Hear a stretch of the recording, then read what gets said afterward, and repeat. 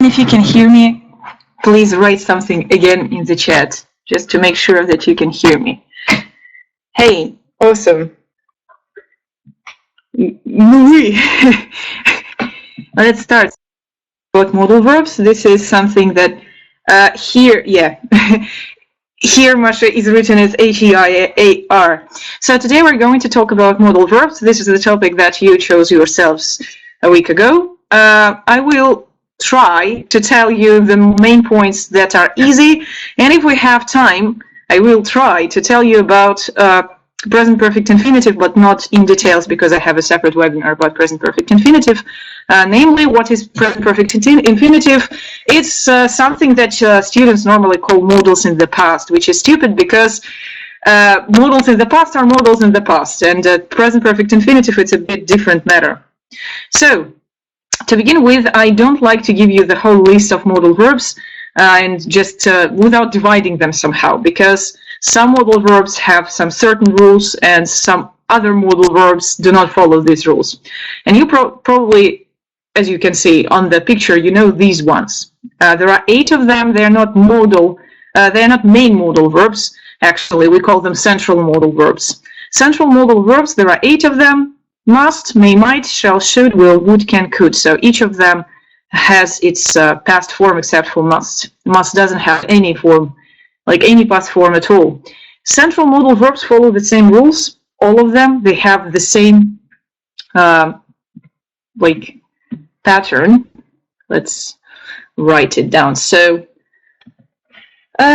central modals. Central. No. Yeah. Central modals, they all follow the same pattern. You know that after them we do not use to.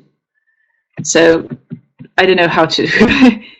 No to, like it's a big no-no. If you use to with central modal verbs, like, or I'd rather write it like this, because yeah, a lot of students, I don't see anything. A lot of students usually mix it up. So don't say must to, can to, or something like that. That sounds awful.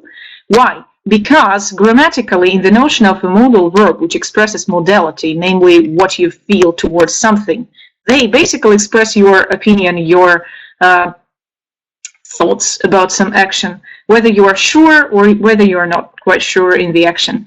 So grammatically, the idea of an infinitive is included in the modal verb already.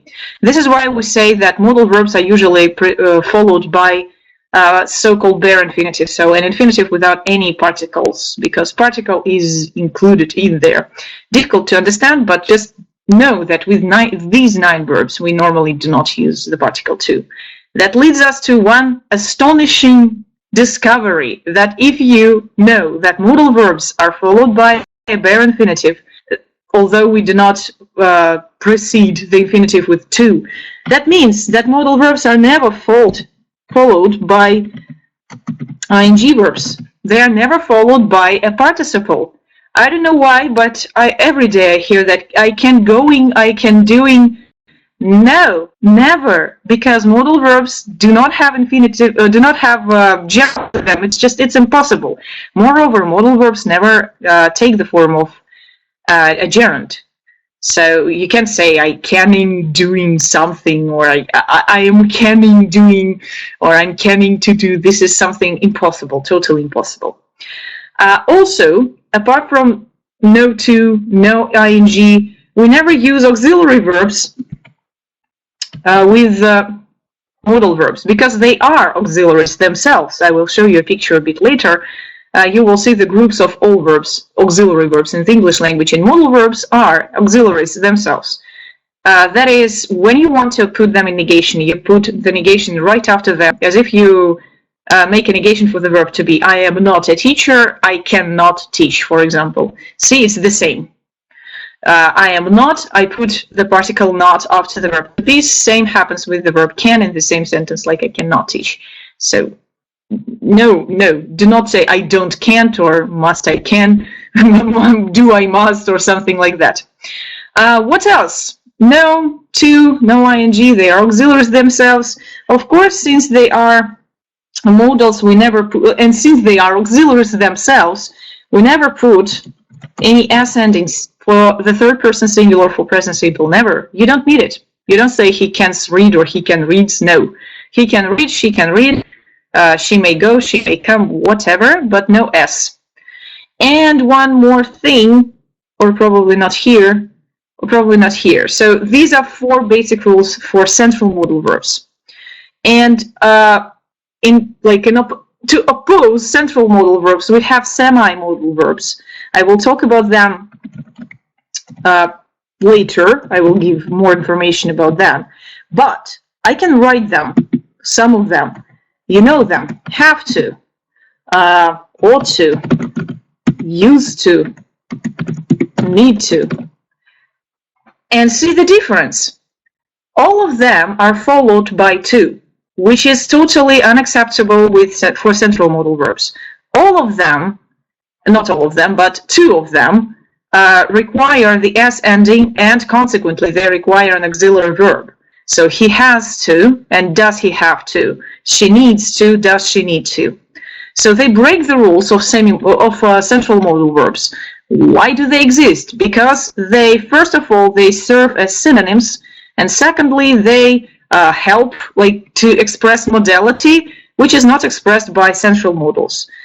As well as you can you can add something like be able to, which is also a bit modal, be supposed to, which is also sometimes considered to be semi-modal, but let's not, because this is a totally different grammar matter.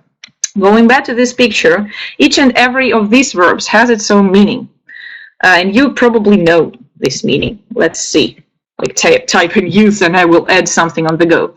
So we usually divide all modal verbs into several groups: ability, permission, advice, obligation, possibility, and that's it. And we jump from there, we go from there. So the main verbs to express any ability are can and could, where can is used for present and could is used for the past.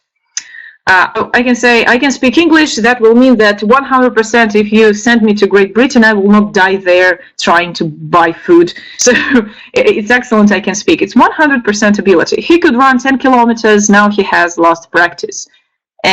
Previously he could. Now he can't. And the problem is that could, it's fine. Could is it's awesome. But the verb can does not have a future form, and I think that 100% of you will tell me that the future form of can is be able to be able to.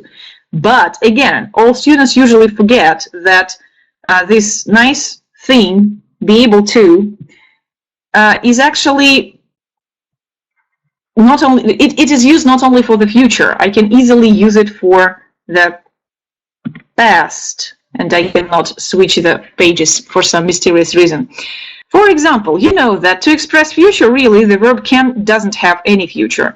And all modals have these little central modals. I mean, they all have this little peculiarity. They lack something.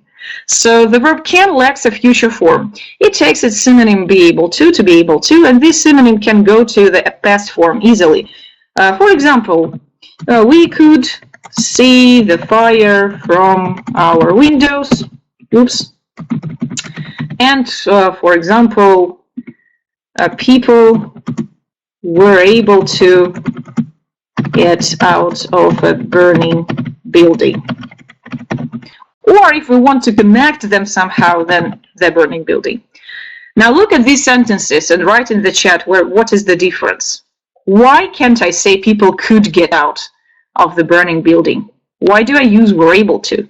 And what is the synonym of this able to? Why don't I say we were able to see the fire from our windows? Why do I say we could? Think. Read them and think. Any ideas are welcome. The more ideas you give me, the better it is. English is logical, like Russian. Although Russian is illogical at places. So, don't say, oh no, I don't know, I didn't see anything. Try to translate them in your head. Try to play with them. Why we could. Can I say we were able? Let's write it. Maybe visual can be useful. We were able to see the fire from our windows. And people could get out of the burning building. What's wrong? Is there any mistake? Or why do I use could and were able to? That's the thing. Usually students know that we will be able to, but because of to, and so what? Be able to, it's a big phrase, like be able to. And I cannot break it into parts. It's just one solid phrase. Well, collocation rather, it's not a phrase. Phrase has to have some meaning, and collocation doesn't have to have any meaning. No? You're surprising me, high levels. Come on. Sometimes even elementary see the difference. To get after could, I can't use to. So what? Lilia, look, I changed the modal verb. I can say we could see the fire from our windows. We were able to see the fire from our windows. What is the principal difference between these two sentences? We could see the fire from windows, and we were able to see fire from the windows. It's strange to see such phrases, but I cannot explain. It is not strange to see such phrases. They exist. Like, I don't know, open books. Could see and be able to get out. So what? Anna, I changed them. You can see both variants of the same phrases. What's wrong with the phrases? I can say we were able to see, and people could get out. Could, they really saw this. And people really were able to get out of the building. Reality, the question of reality is not touched here. Give up? Do you give up? Because we can't say we were able to see. We can't say we were able to see. That's the problem. And they did. But they didn't get out from the building. I'd say they could have got out of the building, but they didn't. If it is unreal past, then I will use present perfect infinitive. Okay. Like my hopes, like my glass hopes, castles and towers are just crumbling down. So here the verb could is just sheer ability of mine. I could see. Moreover, I can see I was able to, like we were able to see. So this sentence and this sentence, they are absolutely the same. They do not have any difference. But these two have some difference, because if I say people were able to get out of the burning building, that I mean that it was difficult, and technically they managed to. That's the thing, they put some effort. It was difficult. I can't say people could get out of the burning building, but that would be just a fact. They could, and they probably did it, and that's it. Whereas in the first sentence, I give the meaning that it was extremely difficult and people had to put some effort. Do you see the difference now?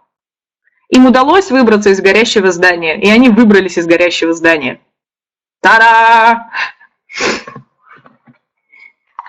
That's the difference. Okay. Moreover, just to add to can cannot take the form of an infinitive. I cannot say I want to can fly. Be able to will help this verb can out even here. So I will say I want to be able to fly. But don't be afraid to use this to several times in a row.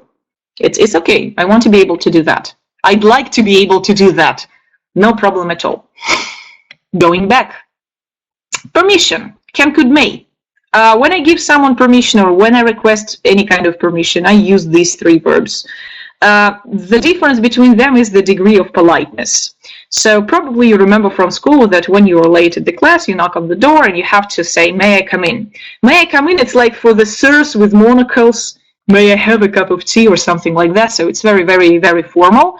Of course, that is used in some certain formal events and formal situations, occasions.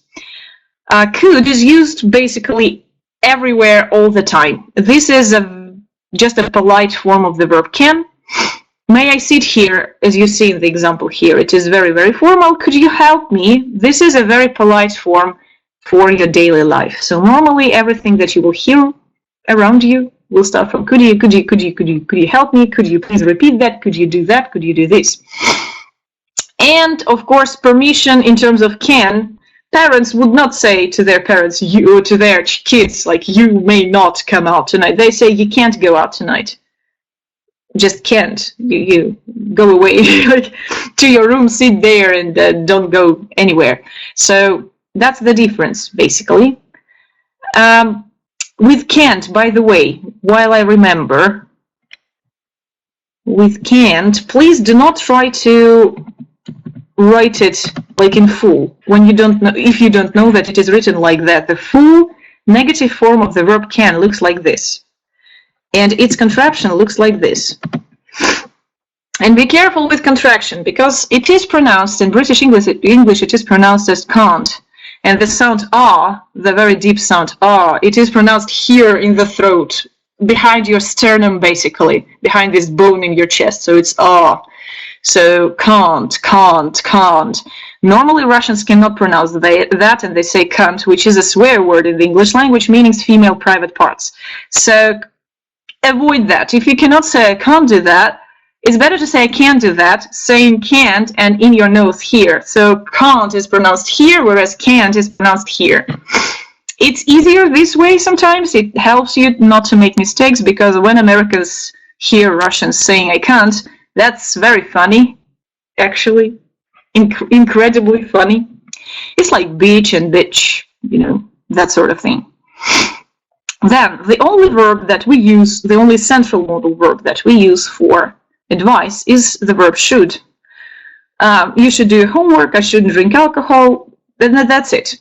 Nothing else. It doesn't serve for anything else at all. But it has a counterpart. It has a counterpart ought to. This little guy. Some books say that should is used only for positive sentences, whereas ought to is used, should is used for positive and negative sentences, and ought to is used exclusively for positive sentences. Moreover, ought to tends to be a stronger verb. So sometimes ought to, as a recommendation, sounds a bit like must. This is why I do not recommend to overuse it. It's better to say should, this is safer. But I deeply disagree with the books that say that ought to is not used in negative forms. Open any book you want, I don't know, any British classics, Woodhouse, I don't know, Ian McEwan, who is pretty much alive, but he wrote about aristocrats. Evelyn Waugh, my favorite, one of my favorite British writers, Evelyn Waugh. They will all have ought not to. All aristocrats of the 19th and early 20th century will say you ought not to do that. No problems with that. And modern books say that, oh, you do not say ought not to, you say shouldn't. You know, they also say that shall is not used at all, or is only used with I and we. Come on, no, that's not true. So you should watch this movie is okay, it's a recommendation. You ought to watch this movie sounds a little bit like, you know, oh, darling, you ought to. This is why sometimes it really sounds like must, like obligation of some sort. Don't overuse it, that's my advice. Then we have obligation, our very favorite two guys, must and have to. Well, the verb must doesn't have any other form. So it exploits its counterpart have to in all future and past forms. I cannot say musted or had must or something like that. Must is only used for the present, and have to is used everywhere else. What is the problem here? As soon as Russians learn that the verb должен sounds like must, they start putting it everywhere, at any occasion. Must we do that? Must I come? Must I? Oh my gosh, that sounds awful, because the verb must literally means some obligation when you are like, I don't know, you are such a subordinate, you're a slave or something like that. Do not underestimate yourselves in this way. In Russian, it's a situation upaladzhался, like no one obliges you in this way. Must is used in an interaction of any kind. Must is used when we have some kind of hierarchy. For example, I'm your boss, you're my subordinate. I'm your parent, you're my child. Or I'm, I don't know, I'm like this. So I'm here, you're here, I'm superior, you're inferior, something like this. I never use must in interactions and any sort of communication when I just talk to people. No, I do not. Must is a verb that is exclusively used for rules, instructions, and prohibitions in its negative form. And that's it. Have to is used for obligation, but like a more impersonal obligation, rather. When I say I must do that, that means that I feel this noble calling that I have to do so, like I must be kind, I must be, I don't know, generous, I must be honest, something like that. When I say I have to do that, that means that someone makes me do that. For example, the boss tells me, you must file this report tomorrow morning, and then my friends, for example, call me out for the evening and I say, oh, sorry, I can't come because I have to do the report. This is when I use have to. I do not say I must do, because it's not something that I want personally. It's something that someone else wants me to do. This is why I say have to. Look at the examples over there. People mustn't smoke in class. This is a rule. This is a prohibition. You cannot do that. We don't have to go to the party if we don't want to. And here we have this little problem. Like with this here, we have the same situation with negative forms of must and have to. So if positive forms are more or less the same, and they mean more or less the same, where must is a stronger obligation and have to is a milder obligation, but still obligation, then in negative forms, they have a totally different meanings, like absolutely, drastically. You probably noticed it in the examples there, but let's try something else. Like you mustn't cross the road at the red light. This is a prohibition. This is something that's a big no-no. You shouldn't do that. You mustn't do that. If you want to stay alive, you mustn't do that. Then I can say, like, you don't have to clean your room. Mary has already done it. Oops. Done it. What's the difference? The difference is the lack of obligation. And if in the first sentence you mustn't cross the road, I have no alternative at all, you are obliged not to cross the road. Then in the second one, there is no obligation at all. I just say you don't have to clean your room. Mary has already, like, if you don't want to, you don't have to. I'm not making you. That's the biggest difference between them, because in positive form, both of them mean obligation. In negative form, mustn't is obligation. It is a prohibition, forbidding, I don't know, of something. And in don't have to, doesn't have to. In negative form, it is a lack of obligation. So no obligation at all. If you don't want to do that, you don't have to. Nobody's making you. That's the problem. A lot of students don't know that. Do not use the verb must when you speak about something like that, some kind of, not obligation, but a task, for example. Normally students make these awkward questions when they are talking about tasks. You don't understand the task, you call the teacher and you tell them, like, must I write this? Do I have to? Or should I? Or whatever, not must. Must is rules, instructions, obligations, prohibitions in negative form, and some noble calling from you, like, I must be super kind and super generous. Please do not overuse it. Possibility. With possibility, we have the biggest range of different verbs. And the thing is that the possibility is expressed with may and might. A lot of students think that might is the past form of may. And these students are perfectly right. But they both are used in the present tense. No problem. I can say, I may come to the party, or I might come to the party, and both of them will be regarding the future. So when do I use what? Imagine that like the whole probability of the situation, the possibility is 100%. Then may will be 70% and might will be 30%. When I say I may come to the party, I have a bigger possibility, bigger probability, like probably yes. I'm not sure, but probably yes. If I say I might come to your party, that will mean that I'm not sure at all, and probably no. Both of them, however, give you some certain level of uncertainty. I don't know. It's 50-50. I'm not sure. Could. This is the moment when could is used regarding the future. And a lot of students are startled by that. Like could, it's the past form of can. How can I possibly use it in the future? Well, you can, not only in English. Like such things are everywhere. You can do that in many other languages. I could come to your party. That means that я бы мог. I'm talking about the future. Whereas if I want to say that I could come to your party, for example, yesterday, but I didn't come, I will use present perfect infinitive. I would say I could have come to your party, but I didn't.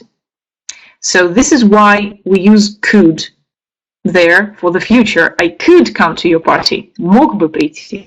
But I don't know yet, for example. Maybe I have other plans or other things on my agenda. So, and also, of course, I can use the verb can. Yeah, I can come to your party. It's possibility, like 100 possibility. In our examples here, we say it might rain today. I'm not sure at all. Maybe yes, maybe no. Possibly no, because might. And Rachel may come to the party if she feels better. Same story here. Probably she's feeling a bit better, so I'm hoping that she's coming to the party. And I say, like, may come. It's a higher probability. Then, going back to the verbs that are not mentioned here. Shall, the first form of the verb should. Should is a past form. You won't believe it, but yes. Shall, which normally you see for making in future tenses, has its own verb past form, which does not have any connection to the future. However, if you attended the webinar last week about the futures, you know that all modal verbs can be used regarding the future. So should, in some respect, is used about the future. Like I have severe headache, you should take a pill or a painkiller. I'm talking about the future. I'm giving the advice, the piece of advice regarding the future. What about shall? A lot of students ask like, oh, shall. So first of all, forget all those myths that tell you that shall does not exist, is not used anymore to form the future tense, and is used only for I and we. These four myths should be forgotten because shall is perfectly well used for creating the future form. I can say I shall come, he shall come. No problem. The only thing that it is too formal. This is why I don't use it anymore. So the language, any language, is a living thing. And just a couple of centuries, I think like 150 years were enough for the modal verb shall to fall out of use. It is used, but it is never now used to form a future tense. I do not say I shall come tomorrow. I can if I'm 95, but I'm not. Then shall is used for all the persons. I can say he shall, she shall, you shall, they shall. Open any book, really not adapted, any classics, you will see that. I promise, like 100%. And what else? And this myth that shall is not used anymore. Shall is used. Shall is used in all kinds of legal documents. It replaces the verb must there. For example, under no circumstances shall the students be late to the class. No problem. It is used. Apart from legal documents, I can use the verb shall when I speak about some kind of, not invitation, but permission probably. I can say, shall we start? Shall I open the window? It's like, let's start, let's open the window, but in a very, very formal occasion. So if you are in a room full of very clever people at some scientific conference, of course you don't say, hey guys, let's open the window, it's so stuffy here. You say, dear sirs, ladies and gentlemen, shall we open the window? It is a bit hot inside here. That's it. The modal verb will. The only function of the modal verb will is to form future tenses, nothing else. However, there are some little things like if you will, but I will not tell you about them. Ha ha. It will be a bonus if we have time, because it will take me loads of time to clarify the things. But such a thing as if you will, it exists. And would. Modal verb would is used to form unreal future. I do not like, and probably all of you already know that I do not like this definition, future in the past, because technically there is no future tense in the English language. This is why I never say that there is future in the past and would serves to form future in the past. No, it serves unreal to create unreal future, namely conditionals type 2 and 3. If I were a president, I would earn a lot of money. This is some parallel reality. It is not true now. Or if I had had a lot of money, I would have gone to the university. This is, by the way, present perfect infinitive already. The third type of conditionals, totally unreal future, because I'm talking about some unreal past, expressing my regrets, hopes, or whatever. So that's it. This is the only time when it is used. And that's it. I think all of them are discussed. Any questions about them? Because I'm going to speak about semi-modals. If you have any questions about central modals, put them here. I've already told you about have to, by the way, like accidentally. It happened so. No questions. Nothing at all. I can give you a minute or two to think. Let's do that. If you have some questions, I will turn off the camera, not to embarrass you. Like I will give you 1 minute to think and form the questions, and then I will be back and we will discuss them.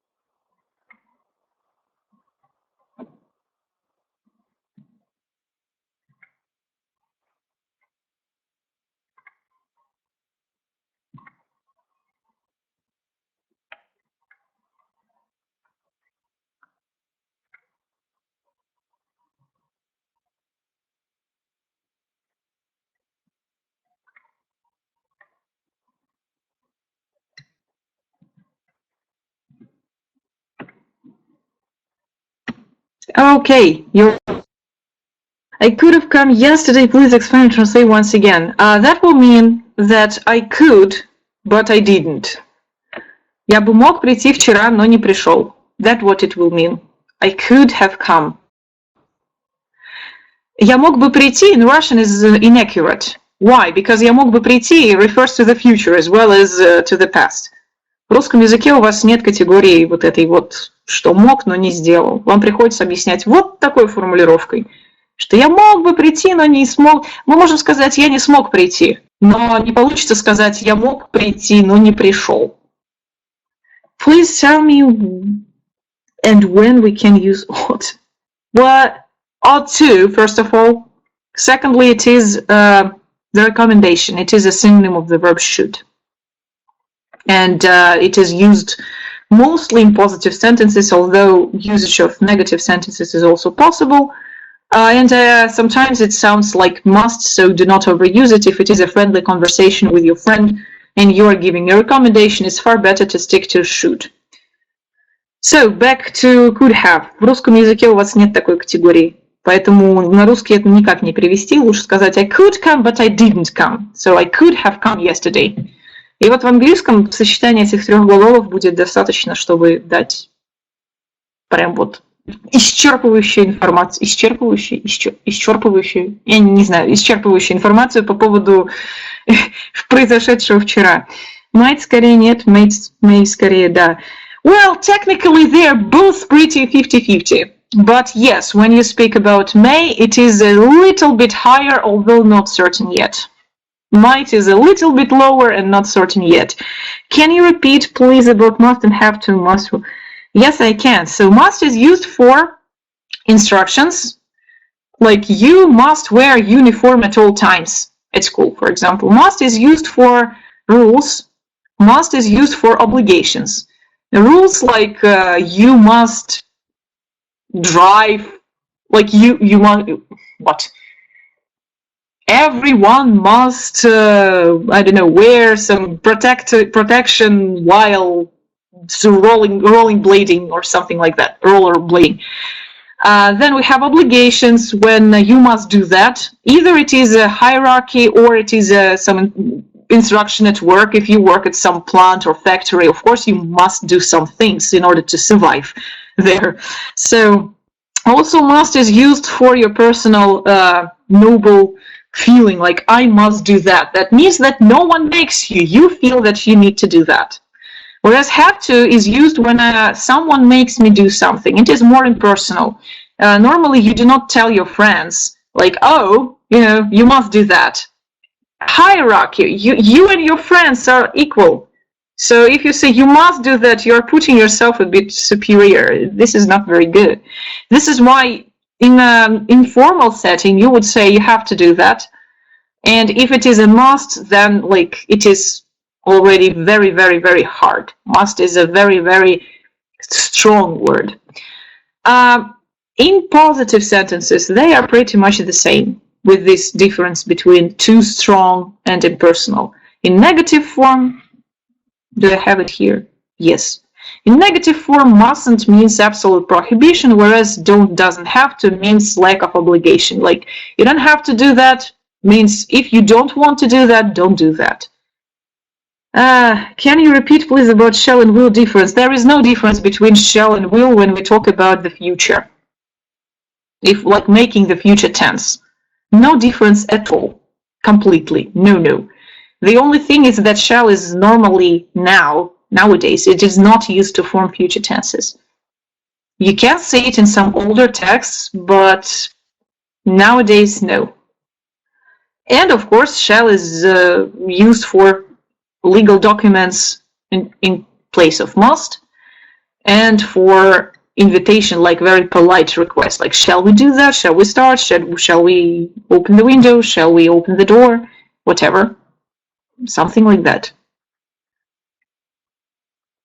Must, oh yes, Alicia, by the way, must is a rule, yes, but when you explain the game, for example, to children, you don't say you must place your checker, what, I don't know, it's no. Must is a rule, but it is a very serious rule. I don't know, if you're in prison, you have certain rules. Of course, must will be there because it is a different setting.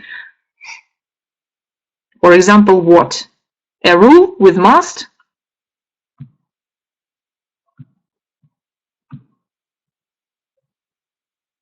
For example of, like, I don't know, have to.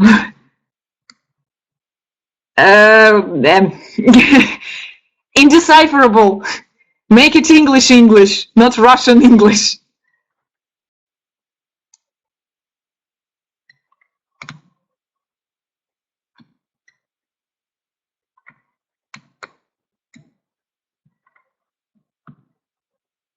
Oh, it's so, like, I'm afraid to think.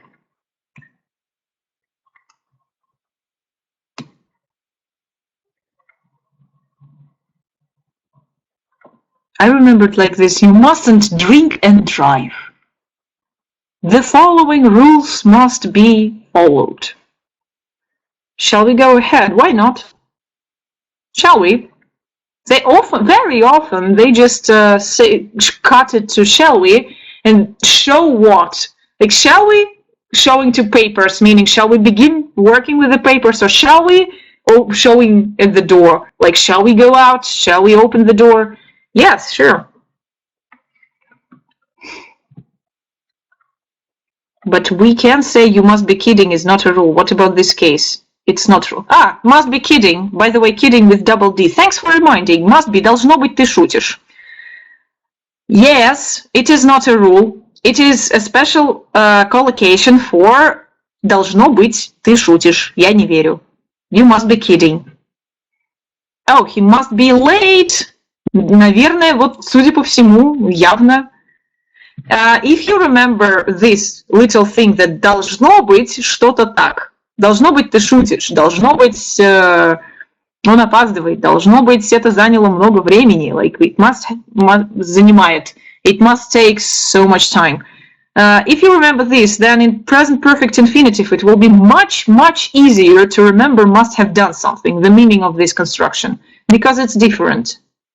It doesn't have to do anything with должен был, но не сделал. No. Должен был, но не сделал, that would be ought to have done. Whereas must have done, должно быть что-то там случилось. For example, oh, the door is open. Someone must have opened it. Дверь открыта, наверное, ее кто-то открыл.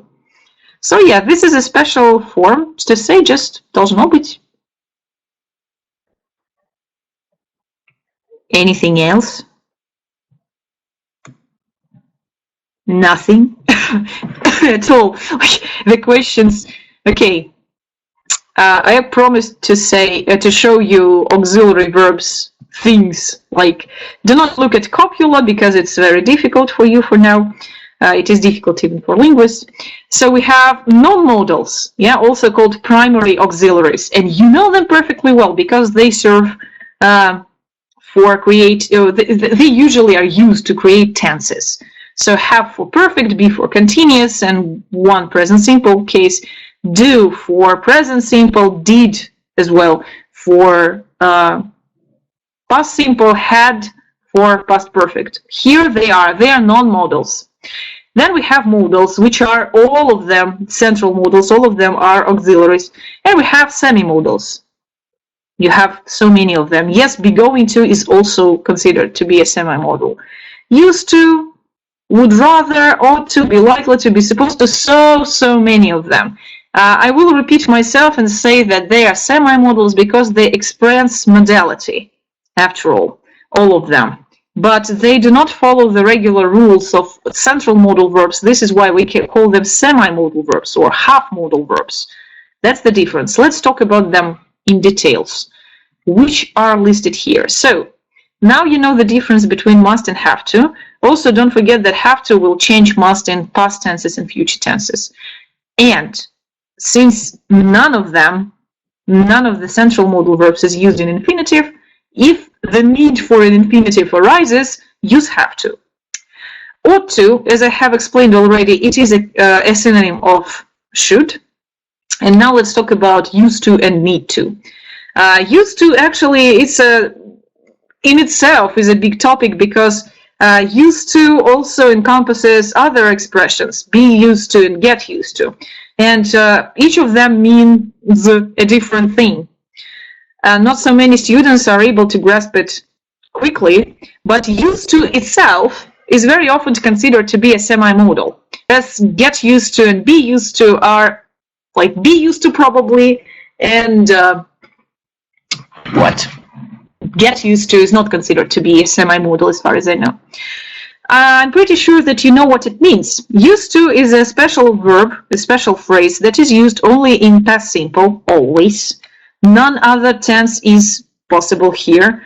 And when you use used to, you should forget that the verb use has a translation использовать. Because when it is in this form, used to, be used to, get used to, it has a different translation. So used to, this one, is used when I want to say that, when I want to indicate a past habit. So I used to do something, now I do not do that. So it is a past habit without any connection to the present. I can say I used to study maths, but I don't do now. Moreover, it has a special power. If you say used to, it is not necessary to say but now, because used to in itself carries the meaning that you don't do that now, that you previously you probably were doing that for some time or once. Normally for some time, it's a habit. But now you don't. So I can say, I used to walk here, full stop. And the person, an English-speaking person, will understand that now I don't. And probably they can even ask me like, and what about now? Don't you walk now? So that's the thing. If you have any questions about it, go ahead. As for negative negative form of this used to, it's also debatable. Why? Because since it is a same, I used to go to school, I went to school. You don't say I used to go to school. Like you say I went to school. Probably I used to go to this school. Раньше я ходил вот в эту школу, а теперь хожу вот в эту, for example. But just to say I used to go to school, это не привычка, чтобы так о ней отзываться. Я ходил в школу, вот и все. But if you have different schools, of course you can say I used to go to a public school and then I switched to a private school, for example. No problem with that. So, as for negative forms of used to, it is debatable because on the one hand, it is modal. On the other hand, you can see to after it. So it's not central modal, it's a semi-modal, which means that it has two forms of negation because no one can decide what to do with it. You can see use not to, which looks like ought not to. That is incredibly awkward. So use not to do that. No. Normally in colloquial speech, everyone says didn't used to, and that's it. I didn't used to do that, but now I do. For example, I don't know, Lily didn't used to like vegetables, now she eats them a lot. Or now she eats them every day. Now she eats them for every meal. Anything. Use not to, well, it's possible. I can say that it is not. Didn't used to, didn't use. Why used? It has didn't. Didn't used to. Просто сливается, когда я to говорю, поэтому у вас такая иллюзия. Didn't used to. And then we have the last, but not the least, from the batch. Need to. Need to, it is what? Did used to, it's a semi-modal, it's not a modal. Technically, like it is not a central modal. You cannot say that it's a central modal. It has some modal properties because it exercises modality, but on the other hand, it doesn't follow the central modal rules. So, unfortunately, sorry. Need to, it's the baby, the only meaning of which is necessity. When something is necessary to do, I say I need to do. And like have to, it has this necessity, yeah, it is necessary to add s ending to it. So for the third person singular in present simple, you will need needs to do, she needs to do, he needs to do, it needs to do. And also you will use auxiliary for negative forms and for question forms, like I didn't need to, or I don't need to, he doesn't need to, and so on and so on. And again, the only meaning is necessity, nothing else. Very convenient, you don't have to remember a lot of things. An awesome verb. And that's it. Let's go back to this one. Be going to. Considered to be a semi-modal, but it's debatable because as I said last week during the last webinar, as far as I remember, I haven't mentioned it yet during this webinar.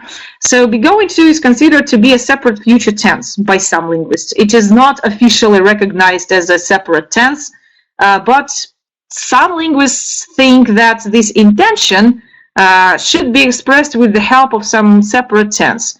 This is why they put be going to in this separate category. I don't think, personally, although I'm not a cool linguist, you know, I don't think that be going to is a separate tense, but sometimes, yes, you can think that it is a semi-modal verb. Nothing is different here, except for the thing that be going to can be used not only for the future, I am going to, but also as the past, I was going to. No problem with that. A lot of students don't know about that, and when they say I was going to do that, they're like, я шел это сделать. Oh my gosh, no, я собирался. Then we have would rather. Actually, used to and would are counterparts. They mean basically the same, but it's a bit different, and I think that a separate webinar will be needed for this thing, but I will mention it now, that used to, it is more like it is singular action, whereas would, it's a repetitive. A lot of students get confused in it because, like, I used to do that, I used to smoke 20 cigarettes a day, and I would smoke 20 cigarettes a day. What's the difference? The difference is very very easy. Normally in would sentences, repetitive sentences, so to say, you will have some kind of a signal word. Like every day he would go to this cafe, he would order a cup of tea, and he would write his book. Later, previously, yeah?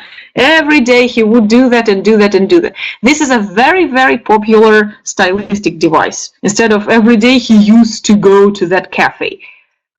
He used to visit this cafe, now he doesn't. It's okay. But when I have this repetitiveness, and I have all kinds of every day, always, all the time, all the evenings, many years in a row, I will have would. And that's it. Would rather and had better are two different, you can see them here, would rather.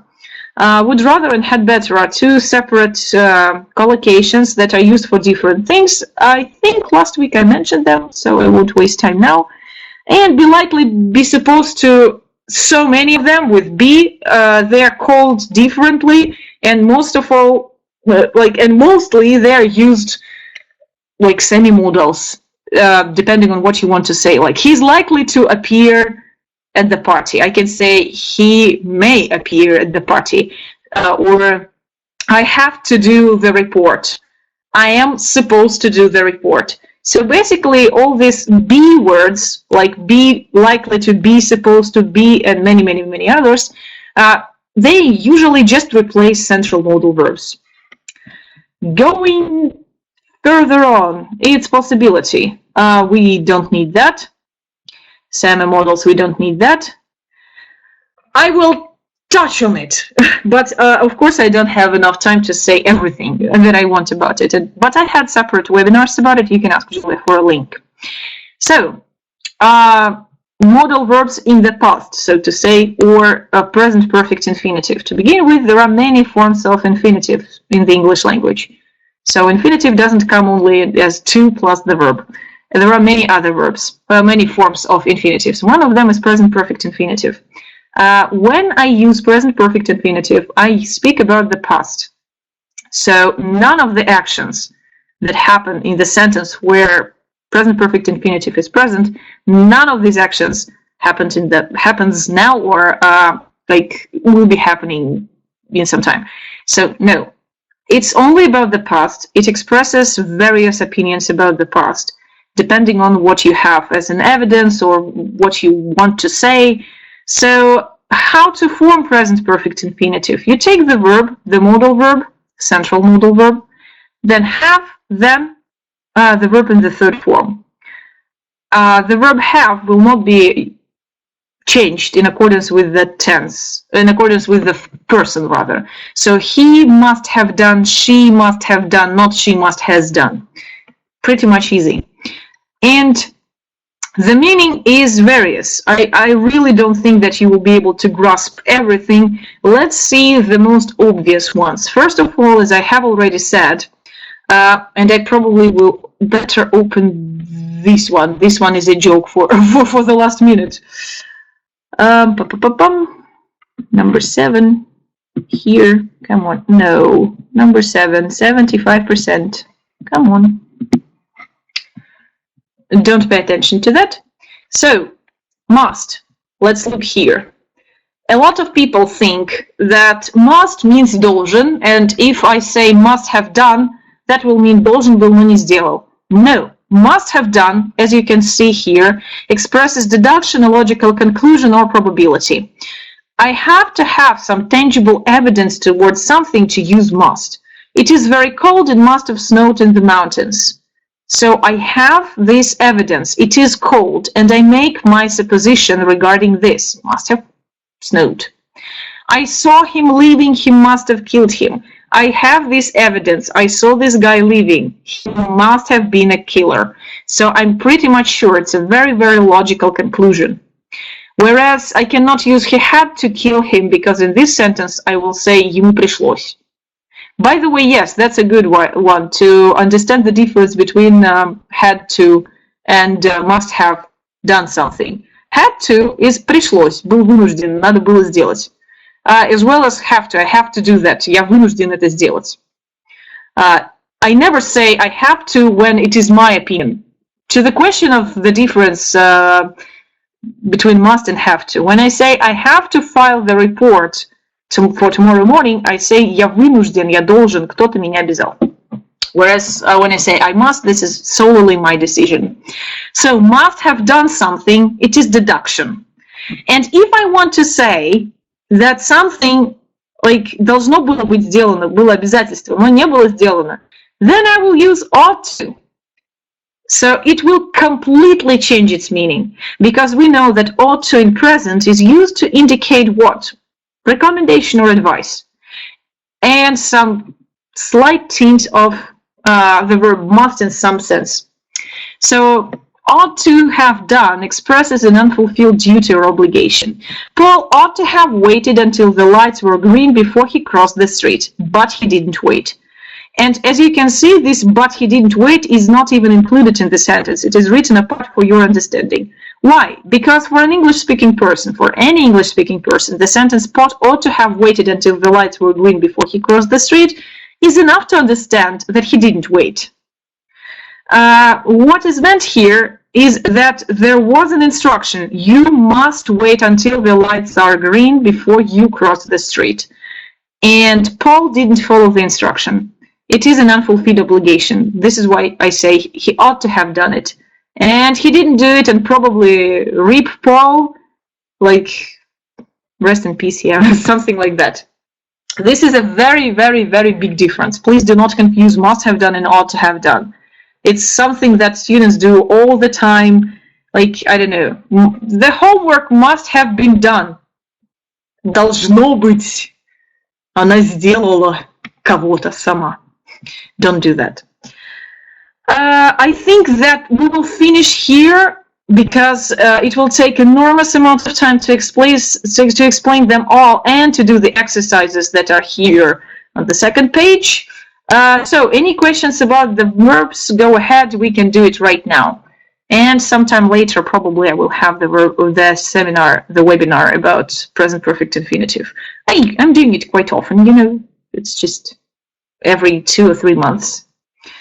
So come on, any questions? You have like 2 minutes of my airtime to ask any questions. Also, if you want to offer a topic for the next webinar, go ahead. We will listen to you. We will hear you, I promise, because all the topics for this year's webinars, and we so far have had 3 or 4, all of them were chosen by you, except for the very first one, which was promised in December. So go ahead. I can switch off the camera. I will wait. Any questions at all? Go ahead.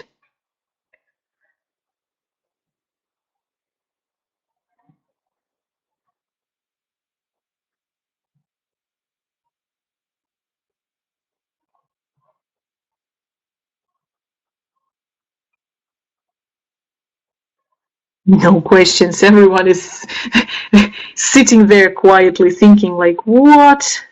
I can change the pictures if it is of any help.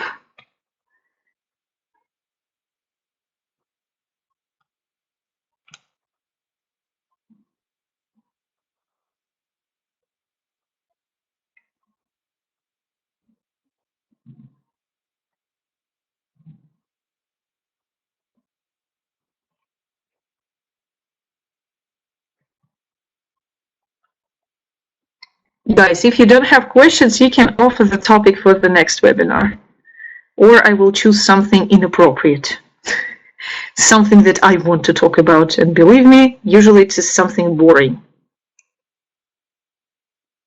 I could do it. Does it mean we don't know if I did? Когда я говорю I could do it, я говорю про будущее. Я мог бы это сделать. I could do it. А если я хочу сказать, что я мог бы, но не сделал, я скажу I could have done it.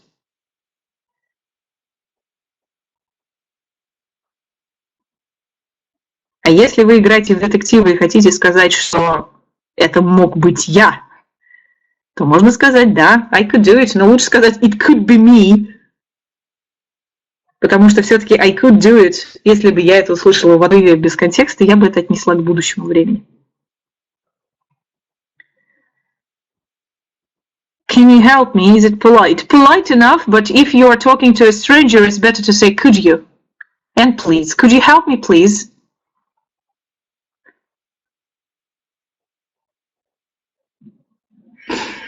I will show you a little thingy that I noticed. It is not a rule of any kind. It is not something, written in any book, but see that they are all similar. They have OULD, OULD, OULD. By the way, when you read them, you do not pronounce any L. You say would, could, and should. Not would, could, should, no. Would, could, should. And the thing is that I noticed that all of them have the meaning of Russian particle бы. Ну, сами посмотрите. Would — это, в принципе, бы. I would be, я бы был. Could — мог бы. Should — следовало бы. So they are very uncertain, and they are all written with the same pattern. I don't know what, like, spelling thing. Maybe a very long time ago it had some form. I don't know. Oh, by the way, maybe and maybe. Also two different things.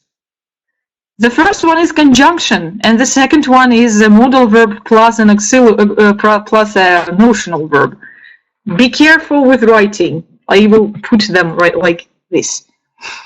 Any other questions? There is an example about ought to have done, ought to have done. So we shouldn't say, but I didn't wait, because it's clear. Yes. I mean, no, you shouldn't say. It's not like you shouldn't. I mean that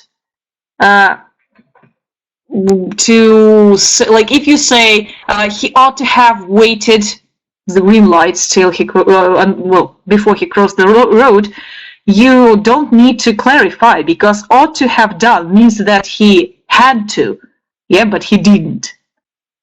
Иными словами, все предложение целиком уже говорит, что ему следовало подождать. Он должен был подождать, но не подождал. Adverb. What is adverb? Maybe is adverb. Maybe is a conjunction, потому что даже в русском языке союз. Adverb — это наречие, если что.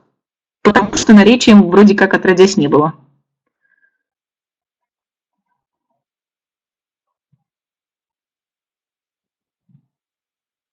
Any other questions?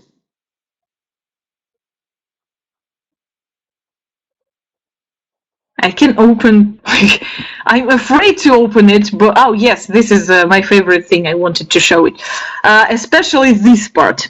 A lot of Americans usually write could have, because no one says I could have done it. Everyone says I could have done it. And the problem is that illiterate Americans usually write could have done it. So this is why this is a rage cup. All mistakes that Americans make in spelling, they're all here. So could have, it's could fucking have, and could have, you're a fucking idiot. Yeah, a nice cup, a very polite one, but yeah, it pisses people off. So could have, it's not could off, as you can see in number 16 here. It is not off at all. Could have, it's could have. It's what you hear. Although, yeah, I agree. If you don't know the language, then it probably can sound like could have, because the preposition of with one F is read with a V sound, v, of. Okay, I was going here to show this one, this part. Must have snowed and ought to have done. Ought to have done.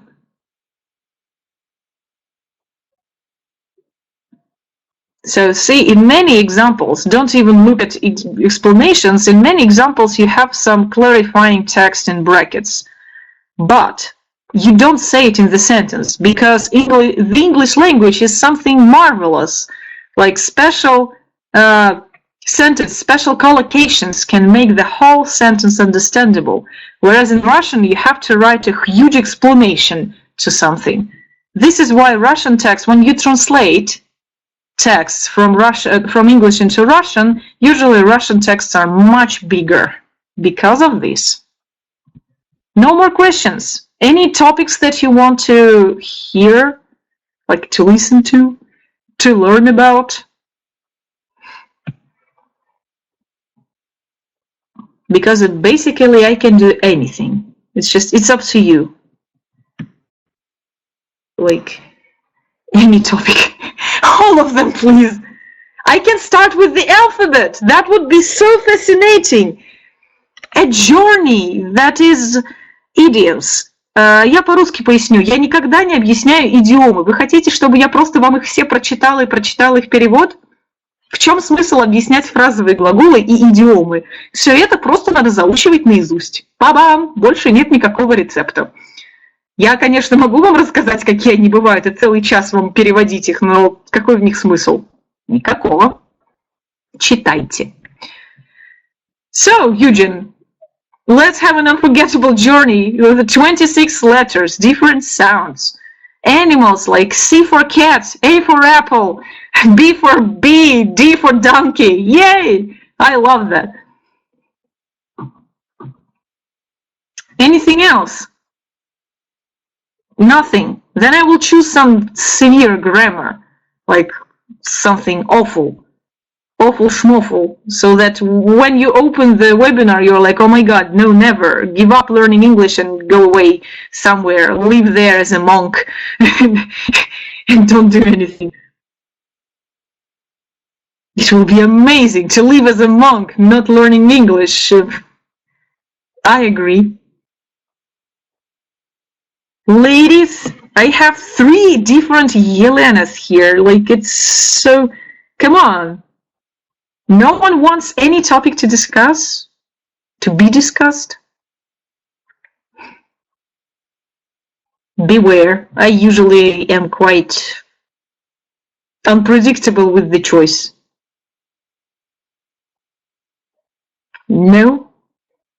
Okay, then I will choose it myself. Haha. Like, see in the group in like, what, 15 minutes maximum, I will post some information about modal verbs and I will write what the next topic is going to be. So thanks for attending. Have a nice time. Have a nice weekend. See you next week.